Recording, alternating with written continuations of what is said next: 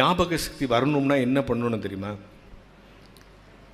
நீங்கள் daily night படுக்க போகிறீங்கல்ல, எல்லா வேலையும் முடிச்சுட்டு பெட்டில் அப்படி படுக்க போகிறீங்கல்ல, அப்படி படுக்கிறதுக்கு முன்னால் கொஞ்சம் நேரம் உட்காந்து ஒரு 2 minutes உட்காந்து அன்றைக்கி காலையிலேருந்து என்ன நடந்துச்சோ அதை அப்படியே ஒரு தடவை நினச்சி பாருங்கள். காலையில் எழுந்தோடனே மோட்டர் போடலன்னாங்க, அப்புறம் போய் மோட்டர் போட போனோம். மோட்டர் போட்டு கொஞ்சம் நேரத்தில் கரண்ட் கட் ஆச்சு. அப்புறம் வந்து பல் வலிக்கணும்னா அதுக்குள்ளே ஸ்கூல் லேட் ஆச்சு, அதுக்குள்ளே மழை பெஞ்சிச்சு, ஒன்று கொடை இருந்தோம் அப்படின்னு காலையில் ஆஃபீஸ் போனால் அங்கே கொஞ்சம் லேட் ஆச்சு, அங்கே திட்டாங்க. மற்ற லஞ்சில் கொஞ்சம் உப்பு ஜாஸ்தி ஆச்சு. இப்படி இதெல்லாத்தையும் யோசிச்சுட்டு படுங்க.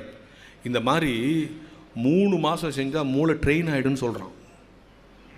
மூளையை ட்ரெயின் பண்ண கற்றுக்கிறது தான் மிகப்பெரிய கலை.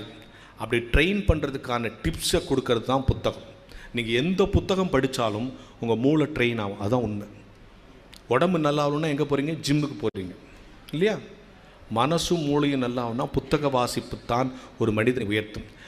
எல்லாம் யோசித்து பாருங்கள், இந்த உலகத்தில் எவ்வளோ விஷயங்கள் நடக்குது. எல்லா டெய்லி ஒரு புத்தகம் எடுத்தால் அந்த புத்தகத்தில் எனக்கு தெரியாதது இருக்காதுன்னு நீங்கள் நினைக்காது. ஏதாவது ஒரு விஷயம் உண்மையிலேயே நம்ம மனக்குள்ளே இருக்கும். எதில் இருந்து கற்றுக்கலாம், எதுக்கிட்ட இருந்து கற்றுக்கலாம். அதான் ஒரு விஷயம். இன்வால்மெண்ட் தான் முக்கியம்.